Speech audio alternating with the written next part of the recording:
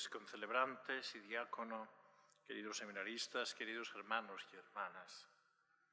Como os decía al comienzo de esta celebración, estamos ya en el tiempo ordinario, en que vamos a ir recorriendo los grandes misterios de Cristo, especialmente su predicación, sus milagros.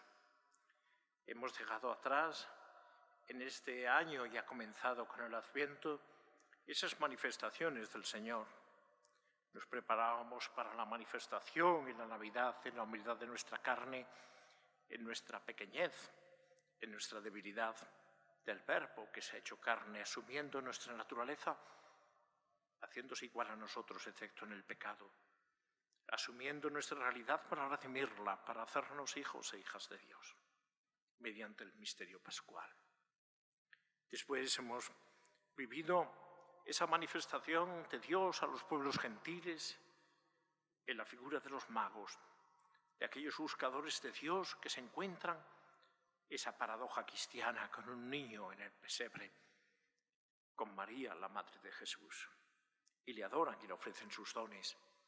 Y nos muestran así la universalidad de la salvación. Dios quiere que todos los hombres se salven y lleguen al conocimiento de la verdad. Hemos visto también el pasado domingo la fiesta del bautismo del Señor, en la que hemos escuchado en esa teofanía la presencia, en la presencia del Espíritu, la voz del Padre, que nos muestra al Hijo en ese momento de humildad, de conversión en que no tiene pecado, y hemos escuchado esa voz: este es mi Hijo amado, escuchadle.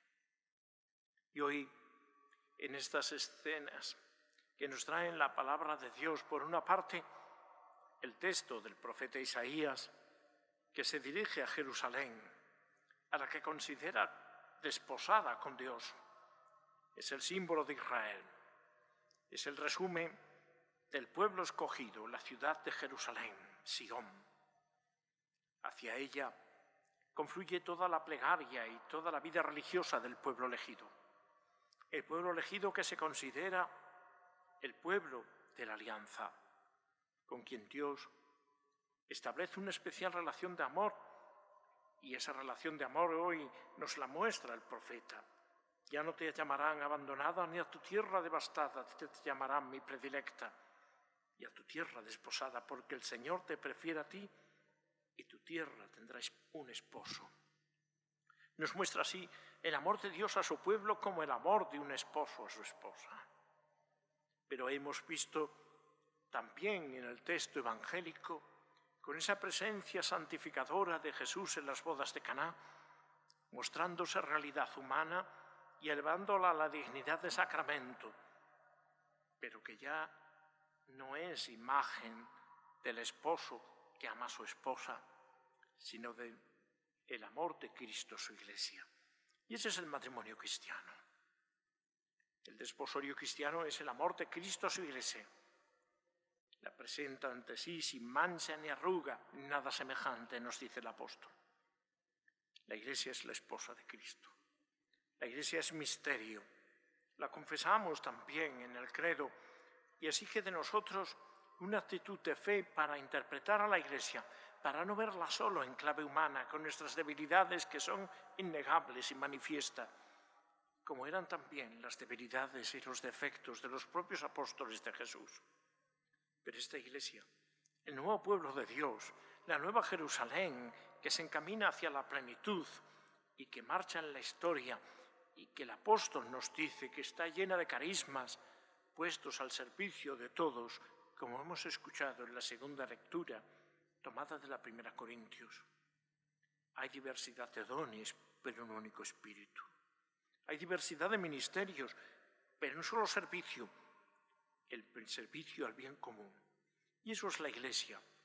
La Iglesia que está compuesta por hombres, que tiene sus defectos, sus pecados, como los vemos y los palpamos también en nosotros mismos, nuestras debilidades, pero no es un obstáculo para que se manifieste la gloria del Señor, para que esta Iglesia la confesemos también, aparte de universal, católica y apostólica, fundamentada en los apóstoles de Cristo, y al mismo tiempo la confesamos también que es Iglesia universal, que es santa. Esa santidad hecha de la gracia de Dios y de la correspondencia humana. Esta Iglesia es la Iglesia de Jesucristo. No es una Iglesia de perfectos, es una Iglesia de peregrinos y es una Iglesia formada también por hermanos nuestros que ya participan de la gloria de Cristo, de la visión de Dios. Esa Iglesia triunfante de los santos y de todavía de gente que caminamos en la tierra. Y a nuestro lado también, aparte de los defectos, de las dificultades, de las lacras, de las debilidades manifiestas, hay también mucha santidad, hay mucha gente buena, hay muchos santos de la puerta de al lado, hay mucha gente que sigue a Jesús en todas las situaciones de la vida, incluso hay mártires en nuestro tiempo que ofrecen su vida y sufren por su fe en Jesucristo. Luego este domingo es un domingo en el que pedimos por la unidad de los cristianos de manera especial, que manifestemos y expresemos nuestra fe en la Iglesia, nuestro amor a la Iglesia, presidida por el Papa Francisco.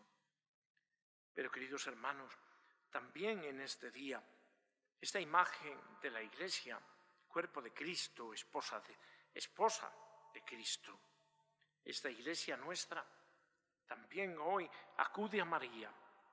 Ella, como nos ha mostrado en el Evangelio, en esa manifestación de Jesús que nos dice el evangelista, en ese comienzo de la vida pública que se manifestó su gloria, sus discípulos vieron su gloria y al mismo tiempo creyeron en él, aumentó la fe de sus discípulos.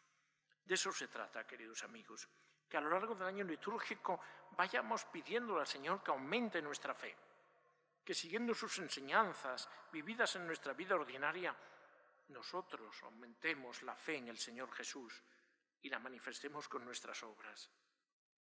Queridos hermanos, nosotros también estamos necesitados como los esposos de Caná.